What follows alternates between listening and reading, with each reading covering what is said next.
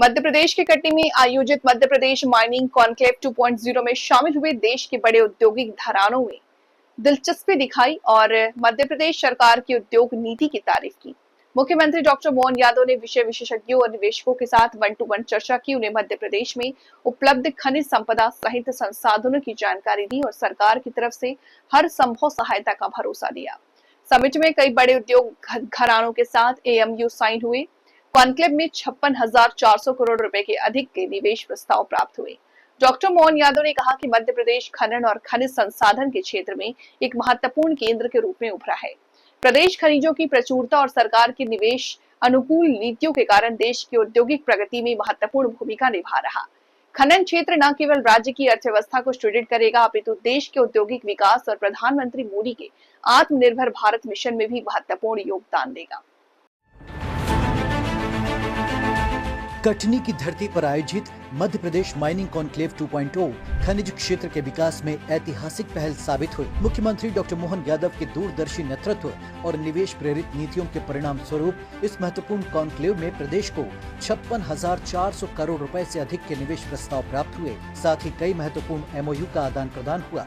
यह आयोजन सामरिक, व्यावसायिक, क्रिटिकल मिनरल्स और रेयर अर्थ एलिमेंट्स की संभावनाओं पर केंद्रित रहा, जिसमें 2000 से अधिक खनिज उद्यमियों, विशेषज्ञों और निवेशकों ने भागीदारी की। इस अवसर पर मुख्यमंत्री डॉक्टर यादव ने विभिन्न उद्योगपतियों के साथ वर्चुअली संवाद करते हुए प्रदेश की विशेषताओं, नीतियों और अवसरों को साझा किया। उन्होंने कहा कि प्रधानमंत्री श्री नरेंद्र मोदी जी के मार्गदर्शन में उद्यमशीलता को नई ऊर्जा मिली है। आज मध्य प्रदेश में हर सेक्टर से जुड़ी कॉन्क्लेव का आयोजन कर निवेश और रोजगार के अनंत अवसर प्रदान किए जा रहे हैं। व्यापार व्यवसाय को आगे बढ़ाने के लिए जो आप कर सकते हैं, जो आप सोचते हो, बाकी राज्यों की तुलना में, बाकी देश की तुलना में, विदेश की तुलना में भी हमारे मध्य प्रदेश के साथ जुड़ करके आप बड़े से बड़ा सपना देखो। हम आपके साथ ये पक्की गारंटी दे रहे हैं, सरकार की ओर से आपके साथ खड़े होने तक हमारे लिए गर्व की बात होगी। कॉन्क्लेव के दौरान मुख्यमंत्री डॉक्टर यादव ने खनिज उद्योग के प्रमुख देश और दुनिया के अंदर यशस्वी प्रधानमंत्री के नेतृत्व में और हमारे उद्यमशील लोग आगे बढ़ रहे हैं। मैं आपका अभिनंदन करता हूं, आपका स्वागत करता हूं। उद्योगपतियों के माध्यम से बड़े पैमाने पे रोजगार के अवसर मिलते हैं, युवाओं को रोजगार मिलता है, महिलाओं को उनके काम के लिए, उनके जीवन चलाने के लिए अपने अपने प्लेटफॉर्म के आधार पर अपनी क्षमता योग्यता से आगे बढ़ाते हैं। ऐसे में हमने ये हमारी सरकार बनने के साथ ही तय कर लिया कि मध्य प्रदेश में वो सब संभावना है। हमारे सारे अधिकारियों ने बात कही है कि हाँ, आइए मध्य प्रदेश के साथ जुड़िए। मध्य प्रदेश में किस बात की कमी है? पर्याप्त लैंड बैंक है, बिजली है, आवागमन के लिए अच्छी सड़कें हैं। हमने सब प्रकार के आजकल तो हम आगे बढ़ करके और कुछ समय बाद एयर कार्गो भी हमारे प्रदेश के अंदर बनने वाला, हम इस बात के लिए कह सकते हैं हमारी बहुत जल्दी तैयारी है। आज मेट्रोपॉलिटन सिटी बना करके हम अपने एक एक करके जितने बड़े महानगर हैं उनके यहाँ भी अलग प्रकार से विकास की संभावना देख रहे हैं। लेकिन कटनी तो माइनिंग के लिए, कटनी में क्यों नहीं होना चाहिए? कटनी तो इसकी पहचान है, इसलिए सब प्रकार के मिनरल न केवल कटनी बल्कि पूरे प्रदेश में, सही कहा, लेकिन महाकौशल में परमात्मा की विशेष कृपा और इसकी लाइन भी देख रहे हैं। अभी तक तो माइनर, मेजर, अब तो रेयर भी मिल रहे हैं, क्रिटिकल भी मिल रहे हैं। क्या चाहिए और क्या? कभी तो सोने के लिए हम कभी दक्षिण अफ्रीका की तरफ देखते थे, लेकिन अब अपने कटनी से लेकर जबलपुर तक, सिंगरौली तक लक्षण दिखाई दे रहे हैं। जब पन्ना वाले के पास हीरा मिल सकता है तो सोना तो मिलना ही चाहिए। मध्य प्रदेश में क्यों नहीं मिलना चाहिए?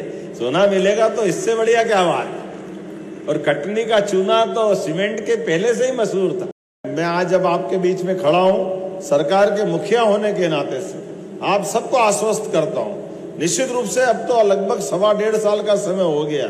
एक एक सेक्टर में हमने पारदर्शी नीतियां लगाई, पॉलिसियां लगाई, जिसके आधार पर आपका और हमारा, सरकार का और विभागों का, उद्योगपति का और विभाग का साफ सुथरा व्यवहार होना चाहिए। उनके अपने व्यवहार से अपने अलग अलग प्रकार के जिस भी स्तर पे वो जाना चाहे, इसलिए पहले हमने कॉमन रूप से इंडस्ट्री कॉन्क्लेव की, अब अलग अलग सब्जेक्ट वाइज चल रहे हैं। अगर माइनिंग की है तो माइनिंग की बात होगी। अब तो इतने सेक्टर खुल गए, हेल्थ होगा तो हेल्थ की बात करें। अभी 27 तारीख को आने वाले समय में हम अपने स्पिरिचुअल टूरिज्म के लिए धार्मिक तीर्थाटन को लेकर भी 27 तारीख को उज्जैन में कर रहे हैं, 30 तारीख को ग्वालियर में टूरिज्म की भी इंडस्ट्री कॉन्क्लेव कर रहे हैं। अब ये सभी सेक्टर में बढ़ रहा है धीरे धीरे करके, कोई सेक्टर खाली रहने वाला नहीं। जब हमने धार्मिक पर्यटन के आधार पर अपनी एक इंडस्ट्री कॉन्क्लेव एक तरह से कर रहे हैं तो सुनने में अटपटा लगेगा, लेकिन सच में तीर्थाटन के आधार पर भी कई प्रकार से लोगों की जिंदगी बदलती है। हम सब देख रहे बड़े बड़े धार्मिक महत्व के वो स्थान है।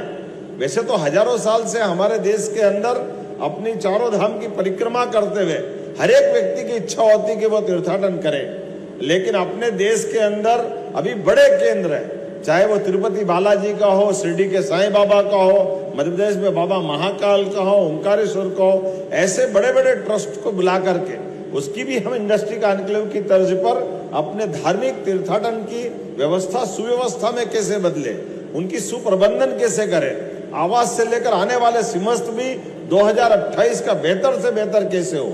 लेकिन केवल एक इतना ही नहीं, आने वाले समय में अभी तो आज मैं माइनिंग की बात कर रहा हूं, माइनिंग के अंदर भी जिस प्रकार से हमने सारी बात कही है और हमारी सरकार की पॉलिसियों के अलग भी हर एक इंडस्ट्री कॉन्क्लेव में मैं स्वयं समय भी देता हूं और हर एक उद्योगपति से भी बात करता हूं। आपके दिल की बात, जो आप अपने व्यापार व्यवसाय को आगे बढ़ाने के लिए जो आप कर सकते हैं, जो आप सोचते हो, बाकी राज्यों की तुलना में, बाकी देश की तुलना में, विदेश की तुलना में भी हमारे मध्य प्रदेश के साथ जुड़ करके आप बड़े से बड़ा सपना देखो, हम आपके साथ ये पक्की गारंटी दे रहे हैं सरकार की ओर से आपके साथ खड़े होने का।